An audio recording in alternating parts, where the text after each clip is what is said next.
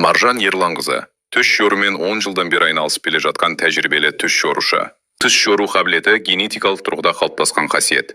Маржан Ерланқызының атасы мен әкесі де түс жорумен айналысқан. Бұл ілім әулет арқылы берілген. Түсті жай. Маржан Ерланқызы түс жорумен 10 жылдан бері айналысып келе жатқан тәжірибелі түс жорушы. Түс жору қабілеті генетикалық тұрғыда қалыптасқан қасиет. Маржан Ерланқызының атасы мен әкесі де түс жорумен айналысқан. Бұл ілім әулет арқылы берілген. Түсті жай ғана көрініс емес, адамның ішкі күйі мен рухани жағдайын көрсететін ишара ретінде түсіндіреді. Маржан Ерланқызы түс жоруда авторлық жіктеу жүйесін қолданады. Бұл жүйеге мысал түс, қалау түс, сезін түс, дауыс түс, нафси түс, шайтани түс жатады. Әр түс түрі адамның өміріндегі жағдайына, ниетіне және ішкі сезіміне қарай жеке талданады. Қазіргі уақытта Маржан Ерланқызы ғасырлық түс жору атты кітап әзірлеу үстінде.